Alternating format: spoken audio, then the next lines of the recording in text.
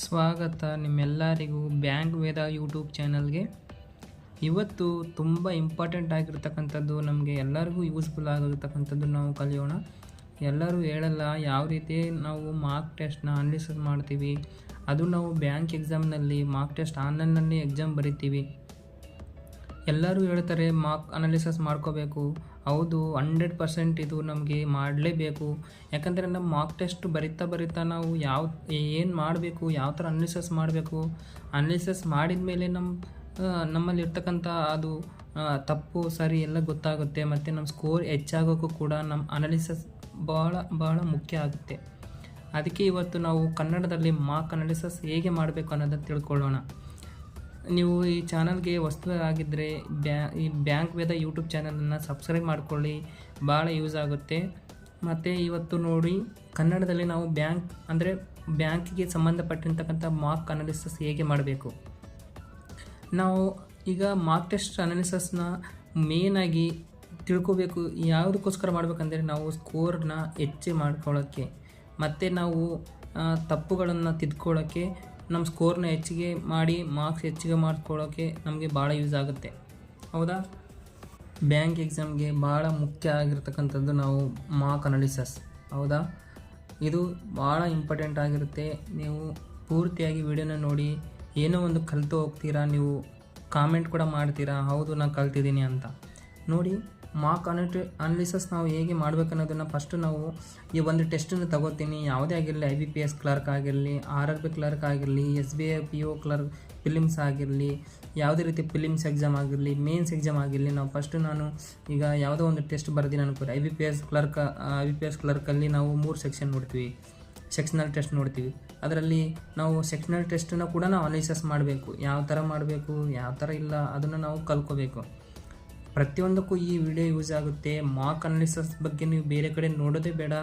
ಯಾವ ರೀತಿ ನೀವು ಮಾರ್ಕ್ ಅನಾಲಿಸಿಸ್ ಮಾಡಬೇಕು ಅನ್ನೋದು ಈ ಒಂದೇ ವಿಡಿಯೋಲಿ ನಿಮಗೆ ಎಲ್ಲ ಕಂಪ್ಲೀಟಾಗಿ ನಾನು ತಿಳಿಸ್ಕೊಡ್ತೇನೆ. ಈಗ ನಾವು ಯಾವುದೇ ಒಂದು ಟೆಸ್ಟ್ ಬರೀತಿದ್ರೆ ಅಂದರೆ ಅದರ ಲೆವೆಲ್ನ ನೀವು ಚೆಕ್ ಮಾಡ್ಕೊಳ್ಳಿ. ಇದು ನಿಮಗೆ ಮ್ಯಾಂಡೇಟರಿ ಇಲ್ಲ, ಆದರೆ ನೀವು ಆ ಟೆಸ್ಟ್ನ ಲೆವೆಲ್ ಏನಿದೆ, ಮೀಡಿಯಮ್ ಇದೆಯಾ, ಈಸಿ ಇದೆಯಾ, ಹಾರ್ಡ್ ಇದೆಯಾ ಅನ್ನೋದು ತಿಳಿದುಕೊಳ್ಳಿ.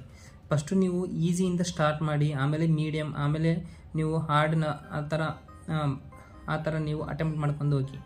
ಇದು ಭಾಳ ಯೂಸ್ ಆಗುತ್ತೆ. ನೀವು ಈಸಿ ಆಗಿದ್ದರೆ ತುಂಬ ನಿಮಗೆ ಬೇಸಿಕ್ ಬಿಗಿನರ್ಸ್ಗೆ ಭಾಳ ಯೂಸ್ ಆಗುತ್ತೆ. ಅದನ್ನು ಫಸ್ಟ್ ನೀವು ಅರ್ಥ ಮಾಡ್ಕೊಳ್ಳಿ. ಆಮೇಲೆ ಎಕ್ಸಾಮ್ ಬರೆದ ನಂತರ ನೀವು ಅನಾಲಿಸಿಸ್ ಮೇಲೆ ಕ್ಲಿಕ್ ಮಾಡಿ. ಎಕ್ಸಾಮ್ ಬರೆದ ಮೇಲೆ ಅನಾಲಿಸಿಸ್ ಮೇಲೆ ಕ್ಲಿಕ್ ಮಾಡ್ತೀರಾ.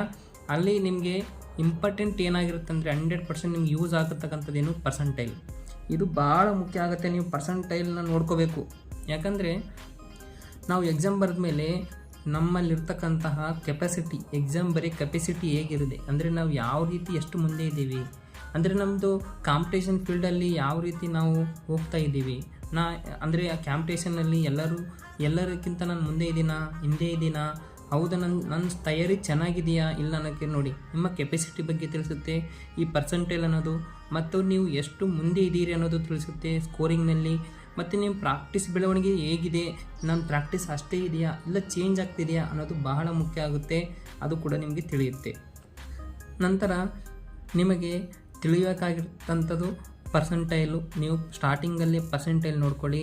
ಯಾವಾಗಲೂ ಪರ್ಸೆಂಟೈಲ್ 85 ಮೇಲೆ ಇರಬೇಕು. 90 ಮೇಲೆ ಇತ್ತಂದರೆ ನೀವು ಪಕ್ಕ ಯಾವುದೇ ಆಗಿರಲಿ ಆ ಕ್ರಾಕ್ ಮಾಡೋಕ್ಕೆ ಸಿದ್ಧರಾಗಿದ್ದೀರ ಅಂತಲೇ ಅರ್ಥ. ನಾವು ಪರ್ಸೆಂಟೈಲ್ನ ತುಂಬ ಮೇಂಟೈನ್ ಮಾಡಬೇಕಾಗುತ್ತೆ. ಇದು ಪರ್ಸೆಂಟೇಜ್ ಅಲ್ಲ, ಪರ್ಸೆಂಟೈಲ್ ಅಂತ ಕರಿತೀವಿ. ಈ ಪರ್ಸೆಂಟೈಲ್ ಇಂಪಾರ್ಟೆಂಟ್ ಆಗಿರುತ್ತೆ. ಯಾವುದೇ ಟೆಸ್ಟ್ ತೊಗೊಳ್ಳಿ, ಲಾಸ್ಟ್ಗೆ ಪರ್ಸೆಂಟೈಲ್ ತೋರಿಸುತ್ತೆ. ನೀವು ಪರ್ಸೆಂಟೈಲ್ನ ತುಂಬ ಮುಖ್ಯವಾಗಿ ನೋಡ್ಕೋಬೇಕು. ಅದು ಭಾಳ ಇಂಪಾರ್ಟೆಂಟ್ ಆಗಿರುತ್ತೆ. ನಾನು ಹೇಳಿದಾಗೆ ಇದೆಲ್ಲವನ್ನು ನಿಮಗೆ ತಿಳಿಸೋದಕ್ಕೆ, ನಿಮಗೆ ಅರ್ಥ ಮಾಡಿಸೋದಕ್ಕೆ ಯೂಸ್ ಆಗುತ್ತೆ ಪರ್ಸೆಂಟೈಲ್. ಮತ್ತು ಅನಾಲಿಸಿಸ್ ಹೇಗೆ ಮಾಡಬೇಕು ಅನ್ನೋದನ್ನು ನೀವು ಈಗ ನೋಡಬೇಕು. ನೋಡಿ, ನಾವು ಸೆಕ್ಷನಲ್ ಪ್ರಕಾರ ಈಗ ಕಾಮನ್ ಆಗಿ ಇಂಗ್ಲೀಷ್ ಸೆಕ್ಷನಲ್ ಆಗಿರ್ಬೋದು, ಕ್ವಾಂಟ್ ಸೆಕ್ಷನಲ್ ಆಗಿರ್ಬೋದು, ರೀಸನಿಂಗ್ ಆಗಿರ್ಬೋದು, ಈಗ ನಾವು ಸೆಕ್ಷನಲ್ ಪ್ರಕಾರನೇ ಮಾಡ್ಕೊಂಡು ಹೋಗಬೇಕಾಗುತ್ತೆ. ಯಾಕಂದರೆ ಪೂರಾ ಎಕ್ಸಾಮಲ್ಲಿ ಸೆಕ್ಷನಲ್ ವೈಸೇ ಇರುತ್ತೆ. ಯಾವುದೇ ಎಕ್ಸಾಮ್ ತೊಗೊಳ್ಳಿ, ಸೆಕ್ಷನಲ್ ಟೆಸ್ಟಿಂದನೇ ಒಂದೊಂದು ಸೆಕ್ಷನ್, 2ನೇ ಸೆಕ್ಷನ್, ಆಮೇಲೆ 3ನೇ ಸೆಕ್ಷನಲ್ಲಿ ಎಲ್ಲ ಸಬ್ಜೆಕ್ಟ್ ಮುಗಿಯುತ್ತೆ. ಈಗ ನಾನು ಕಾಮನ್ ಆಗಿ ಯಾವುದೇ ಸೆಕ್ಷನಲ್ಲಿ ತೊಗೊಳ್ಳಿ, ಅದಕ್ಕೆ ಒಂದೇ ಇರುತ್ತೆ. ನಾನು ಯಾವ ಥರ ಅನಾಲಿಸಿಸ್ ಮಾಡಬೇಕು ಅನ್ನೋದನ್ನು ತಿಳಿಸ್ತೀನಿ. ನಾನು ಈಗ ಉದಾಹರಣೆಗೆ ನೀವು ಕ್ವಾಂಟ್ ಸೆಕ್ಷನನ್ನು ತೊಗೊಳ್ತೀನಿ. ಈಗ ಒಂದು ಕ್ವಶನ್ ಇರುತ್ತೆ, ಇನ್ಕರೆಕ್ಟ್ ಆಗಿರುತ್ತೆ ಮತ್ತು ಒಂದು ಕರೆಕ್ಟ್ ಆಗಿರುತ್ತೆ. ಅದರಲ್ಲಿ ಮತ್ತೆ ನಿಮಗೆ ನೋಡದೇ ಇರತಕ್ಕಂಥವು ಇರುತ್ತೆ, ಸ್ಕಿಪ್ ಮಾಡಿದ್ದು ಇರುತ್ತೆ. ಅದರಲ್ಲಿ ನಿಮಗೆ ಇನ್ಕರೆಕ್ಟ್ ಫಸ್ಟಾಗಿ ತೊಗೊಳ್ಳಿ. ಇನ್ಕರೆಕ್ಟಲ್ಲಿ ಯಾಕೆ ಅದು ರಾಂಗ್ ಆಯಿತು ಅಂತ ನೋಡ್ಕೊಳ್ಳಿ. ಅದು ನಿಮಗೆ ಎಷ್ಟು ಟೈಮ್ ತೊಗೊಳ್ತು, ಎಷ್ಟು ಟೈಮ್ ವೇಸ್ಟ್ ಆಯಿತು ಅನ್ನೋದು ಕೂಡ ನೀವು ಅದನ್ನು ನೋಡ್ಕೋಬೇಕು. ಆಮೇಲೆ ಅದನ್ನು ನೀವು ತಪ್ಪಾಗಿದ್ದರೆ, ಅಂದರೆ ತಪ್ಪಾಗಿರುತ್ತಲ್ವ, ಅದು ಆ ಕ್ವಶನ್ನ ನೀವು ಕೆಳಗಡೆ ಆನ್ಸರ್ ನೋಡಿ ಬಿಡಿಸಿ. ಮತ್ತು ಆ ಟಾಪಿಕ್ನ ನೀವು ಒಂದು ಕಡೆ ಹಾಳೆಯಲ್ಲೇ ಬರ್ಕೊಳ್ಳಿ. ಯಾಕೆ ಅಂದರೆ ಅದು ನಿಮಗೆ ಭಾಳ ಯೂಸ್ ಆಗುತ್ತೆ. ಈಗ ಆ ಟಾಪಿಕ್ನ ಬರ್ಕೊಂಡು ಆ ಟಾಪಿಕ್ಕಿಂದ ಒಂದು 10 ಕ್ವಶನ್ ಆದರೂ ನೀವು ಒಂದು 10 ಕ್ವಶನ್ ಆದರೂ ಅದನ್ನು ನೀವು ಪ್ರಾಕ್ಟೀಸ್ ಮಾಡ್ಕೋಬೇಕು. ಆವಾಗ ನಿಮಗೆ ಭಾಳ ಯೂಸ್ ಆಗುತ್ತೆ. ತಪ್ಪಾಗಿರೋದನ್ನು ನೀವು ಅದು ಟೈಮ್ ನೋಡ್ಕೊಳ್ಳಿ, ಎಷ್ಟು ವೇಸ್ಟ್ ಮಾಡ್ತಿದ್ದೀರಾ ಅದ್ರ ಮೇಲೆ. ಮತ್ತು ಆ ಅಪ್ರೋಚು, ನೀವು ಹೊಸ ಅಪ್ರೋಚನ್ನು ಕಲಿಬೇಕಾಗಿದ್ದರೆ ಅಲ್ಲಿ ಏನಾದರೂ ಆನ್ಸರ್ ಕೊಟ್ಟಿರ್ತಾರೆ, ಆ ಆನ್ಸರನ್ನು ನೀವು ಕರೆಕ್ಟಾಗಿ ಪ್ರಾಕ್ಟೀಸ್ ಮಾಡಿ. ಆಮೇಲೆ ಅದೇ ಟಾಪಿಕ್ ಮೇಲೆ ಒಂದು 10 ಕ್ವಶನ್ ಆದರೂ ನೀವು ಬಿಡಿಸ್ಬೇಕು ಆ ದಿನ. ಆಮೇಲೆ ಕರೆಕ್ಟ್ ಆಗಿರುತ್ತೆ. ಆ ಕರೆಕ್ಟ್ ಆಗಿರ್ತಕ್ಕಂಥ ಕ್ವಶನ್ನ ನೀವು ಯಾವ ರೀತಿ ಅನಾಲಿಸಿಸ್ ಮಾಡಬೇಕಂದ್ರೆ, ಯಾವ ರೀತಿ ಆನ್ಸರ್ ಬಂತು ಮತ್ತು ಟೈಮ್ ಎಷ್ಟು ತೊಗೊಳ್ತು ಆ ಕ್ವಶನು, ಆ ಆನ್ಸರ್ ಆ ಕ್ವಶನ್ಗೆ ಆ ಅಪ್ರೋಚ್ ಕರೆಕ್ಟ್ ಇದೆಯಾ, ಇಲ್ಲ ಬೇರೆ ಅಪ್ರೋಚಿಂದ ಏನಾದರೂ ನಾವು ಟೈಮ್ನ ರೆಡ್ಯೂಸ್ ಮಾಡ್ಬೋದಿತ್ತಾ, ಅದು ಕೂಡ ಭಾಳ ಮುಖ್ಯ ಆಗುತ್ತೆ. ಇದರಲ್ಲಿ ನೀವು ಟೈಮ್ ರೆಡ್ಯೂಸ್ ಮಾಡೋ ಸಲುವಾಗಿ ಒಳ್ಳೆ ಅಪ್ರೋಚನ್ನು ಆ್ಯಡ್ ಮಾಡ್ಕೋಬೇಕು ಆ ಕ್ವಶನ್ ಸಲುವಾಗಿ. ಓಕೆನಾ? ನೆಕ್ಸ್ಟ್ ಮತ್ತೆ ನೀವು ಸ್ಕಿಪ್ ಮಾಡಿರ್ತೀರಾ, ಯಾಕೆ ಸ್ಕಿಪ್ ಮಾಡಿದ್ದೀರಾ ಅದು ಭಾಳ ಇಂಪಾರ್ಟೆಂಟು. ಮತ್ತು ಅದರಲ್ಲಿ ಏನಾದರೂ ನಿಮಗೆ ಇಂಪಾರ್ಟೆಂಟಾಗಿತ್ತಾ, ಮತ್ತು ಯಾವ ಟಾಪಿಕ್ಕು, ಅದು ಯಾಕೆ ನಾನು ಸ್ಕಿಪ್ ಮಾಡಬೇಕಾಯಿತು, ಮತ್ತು ಅದರಲ್ಲಿ ನನಗೆ ಏನು ಕ್ಲಾರಿಟಿ ಇಲ್ಲ, ಅದನ್ನೆಲ್ಲ ಚೆನ್ನಾಗಿ ನೀವು ಬರೆದು ಆ ಕಾನ್ಸೆಪ್ಟನ್ನ ಮತ್ತೆ ನೀವು ಒಂದ್ಸರಿ ರಿವಿಷನ್ ಮಾಡಿ, ಆ ಕಾನ್ಸೆಪ್ಟ್ ಮೇಲೆ ಒಂದು 20 ಕ್ವಶನ್ ಆದರೂ ನೀವು ಅದನ್ನು ಪ್ರಾಕ್ಟೀಸ್ ಮಾಡಲೇಬೇಕು. ಆವಾಗ ನಿಮಗೆ ಅದು ಭಾಳ ಈಜಿ ಅನಿಸುತ್ತೆ. ಮತ್ತು ಅದರಲ್ಲಿ ಏನಾದರೂ ಹೊಸದಾಗಿ ಏನಾದರೂ ಕೊಟ್ಟಿದ್ರಾ ಅದನ್ನು ನೀವು ಬರ್ಕೋಬೇಕು. ಆ ಟಾಪಿಕಿಂದ ನೀವು ಕ್ವಶನ್ನ ಪ್ರಾಕ್ಟೀಸ್ ಮಾಡಬೇಕು. ಆವಾಗ ನಿಮಗೆ ಯೂಸ್ ಆಗುತ್ತೆ. ಆ ಸ್ಕಿಪ್ ಮಾಡಿದಂಥ ಕ್ವಶನ್ ಕೂಡ ನೀವು ಮಾಡ್ಬೋದು ನೆಕ್ಸ್ಟು. ಮತ್ತು ನೋಡದೇ ಇರ್ತಕ್ಕಂಥ ಕ್ವಶನ್, ಯಾಕಂದರೆ ನಿಮ್ಗೆ ನೋಡದೇ ಇರ್ತಕ್ಕಂಥ ಕ್ವಶನ್ ಬಗ್ಗೆ ಗೊತ್ತೇ ಇದೆ. ಆ ಕ್ವಶನ್ ಯಾಕೆ ನೋಡೋಕ್ಕಾಗಿಲ್ಲ ಅಂದರೆ ನಿಮಗೆ ಇವೆಲ್ಲ ಚೆನ್ನಾಗಿ ಕರೆಕ್ಟಾಗಿ ಟೈಮಲ್ಲಿ ಮಾಡೋಕ್ಕಾಗಿಲ್ಲ, ನಿಮಗೆ ಟೈಮ್ ಉಳಿದಿಲ್ಲ, ಅದಕ್ಕೆ ಇದು ನೀವು ನೋಡೋಕ್ಕಾಗಿಲ್ಲ.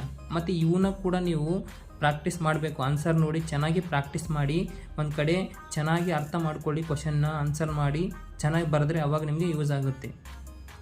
ಪ್ರತಿಯೊಂದಕ್ಕೂ ನೀವು ಕರೆಕ್ಟ್, ಇನ್ಕರೆಕ್ಟ್, ಸ್ಕಿಪ್ ಮಾಡ್ತಕ್ಕಂಥದ್ದು, ನೋಡದೇ ಇರ್ತಕ್ಕಂಥದ್ದನ್ನು ಎಲ್ಲವನ್ನು ನೀವು ಅರ್ಥ ಮಾಡಿಕೊಂಡು ಪ್ರಾಕ್ಟೀಸ್ ಮಾಡಿ, ಭಾಳ ಯೂಸ್ ಆಗುತ್ತೆ. ಕ್ವಶನ್ನ ನೀವು ಅರ್ಥ ಮಾಡಿಕೊಂಡ್ರೆ ಆವಾಗ ನೀವು ಒಂದು 10 ದಿನ, ಓನ್ಲಿ 10 ಡೇಸ್ ನೀವು ನೋಡ್ಕೊಳ್ಳಿ. ಇನ್ಕರೆಕ್ಟ್ ಆಗಿರ್ತಕ್ಕಂಥದ್ದನ್ನು ನೀವು ನಾನು ಹೇಳಿದಾಗೆ ಟೈಮ್ ಯಾಕೆ, ಎಷ್ಟು, ಮತ್ತು ಇದನ್ನು ಕರೆಕ್ಟಾಗಿ ಪ್ರಾಕ್ಟೀಸ್ 10 ಕ್ವಶನ್ ಟಾಪಿಕ್ ತೊಗೊಂಡು ಕ್ವಶನ್ನ ಅರ್ಥ ಮಾಡ್ಕೊಂಡು ಮಾಡಿ. ಆಮೇಲೆ ಕರೆಕ್ಟ್ ಆಗಿರ್ತಕ್ಕಂಥದ್ದನ್ನು ಕೂಡ ನಾವು ಟೈಮ್ ರೆಡ್ಯೂಸ್ ಮಾಡಬೇಕು. ಸ್ಕಿಪ್ ಆಗಿರ್ತಕ್ಕಂಥದ್ದು ಯಾಕೆ ಸ್ಕಿಪ್ ಆಯಿತು, ಏನಾದರೂ ಹೊಸದಾಗಿತ್ತಾ, ಅದರಲ್ಲಿ ನಾ ಏನು ಚೇಂಜ್ ಮಾಡ್ಕೋಬೇಕು, ಆ ಟಾಪಿಕ್ನ ಹೆಂಗೆ ಕಲಿಬೇಕು ಅನ್ನೋದನ್ನು ಕೂಡ ನೀವು ಕಲಿತ್ರೆ ಆಮೇಲೆ ಸ್ಕಿಪ್ ಆಗಿರೋದು ಕೂಡ ನಿಮಗೆ ಬರುತ್ತೆ. ಮತ್ತು ನೀವು ನೋಡದೆ ಯಾಕೆ ಆಗಿಲ್ಲ ಅಂದರೆ ನೀವು ಇಲ್ಲಿ ಟೈಮ್ ಸರಿಯಾಗಿ ಉಪಯೋಗ ಮಾಡ್ಕೊಂಡಿಲ್ಲ ಅಂದರೆ ನೀವು ಅದು ನೋಡೋದಕ್ಕೆ ಆಗಲ್ಲ, ನೀವು ಮುಂದೆ ಹೋಗೋಕ್ಕೆ ಆಗಲ್ಲ ಆ ಕ್ವಶನ್ಸ್ ಮೇಲೆ. ಇದೇ ರೀತಿ ರೀಸ್ನಿಂಗ್ ಕೂಡ, ಅದೇ ರೀತಿ ಇಂಗ್ಲೀಷಲ್ಲಿ ಕೂಡ ನೀವು ಆ ಟಾಪಿಕ್ ಯಾಕೆ ತಪ್ಪಾಯಿತು ಅಂದರೆ, ಮತ್ತು ಆ ತಪ್ಪಾಗಿರ್ತಕ್ಕಂಥ ಟಾಪಿಕ್ನ ಒಂದು ಸಾರಿ ಬರೆದುಕೊಳ್ಬೇಕು. ಅದ್ರ ಪರವಾಗಿ ಒಂದು 10 ಕ್ವಶನ್ ಆದರೂ ನೀವು ಅದನ್ನು ಡೈಲಿ ಪ್ರಾಕ್ಟೀಸ್ ಮಾಡಬೇಕು. ಆಮೇಲೆ ಅದು ನಿಮಗೆ ಯೂಸ್ ಆಗುತ್ತೆ. ಇಂಗ್ಲೀಷ್ ಆಗಿರಲಿ, ರೀಸ್ನಿಂಗ್ ಆಗಿರಲಿ, ಕ್ವಾಂಟ್ ಆಗಿರಲಿ, ಯಾವುದೇ ಸಬ್ಜೆಕ್ಟ್ ಇದ್ದರೂ ಕೂಡ ನಿಮಗೆ ಸೇಮ್ ಆಗಿರುತ್ತೆ. ಇನ್ಕರೆಕ್ಟ್ ಆಗಿರ್ತಕ್ಕಂಥದ್ದನ್ನು ಯಾಕೆ ಇನ್ಕರೆಕ್ಟ್ ಆಗಿದೆ, ಮತ್ತು ಆ ಟಾಪಿಕ್ನ ನೀವು ತೊಗೊತೀರಾ, ಆ ಟಾಪಿಕ್ ಮೇಲೆ ಒಂದು 10 ಆದರೂ 20 ಆದರೂ ಕ್ವಶನ್ನ ಬಿಡಿಸ್ತೀರಾ, ಅದನ್ನು ಅರ್ಥ ಮಾಡ್ಕೊಳ್ತೀರಾ. ಅದೇ ಥರ ನೀವು ಇಂಗ್ಲೀಷಲ್ಲಾದರೂ ಕೂಡ ಗ್ರಾಮರ್ ಇರುತ್ತೆ, ರೀಸ್ನಿಂಗಲ್ಲಿ ಆದರೆ ಟಾಪಿಕ್ಸ್ ಇರುತ್ತೆ, ಅದನ್ನೆಲ್ಲ ನೀವು ಕಲ್ತ್ಕೋಬೇಕಾಗುತ್ತೆ. ಮತ್ತು ನಿಮಗೆ ಅದು ಅನಾಲಿಸಿಸ್ ಮಾಡೋದ್ರಿಂದ ಭಾಳ ಯೂಸ್ ಆಗುತ್ತೆ ಅಂತ ನಾನು ತಿಳಿಸ್ತಿದ್ದೀನಿ. ಈ ವಿಡಿಯೋ ನಿಮಗೆ ಇಷ್ಟ ಆಗಿದ್ದರೆ ನನ್ನ ಚಾನಲ್ನ ಸಬ್ಸ್ಕ್ರೈಬ್ ಮಾಡ್ಕೊಳ್ಳಿ, ಮತ್ತು ಲೈಕ್ ಮಾಡಿ, ಸಪೋರ್ಟ್ ಮಾಡಿ ನನ್ನ ಚಾನಲ್ಗೆ. ಧನ್ಯವಾದಗಳು ಫ್ರೆಂಡ್ಸ್.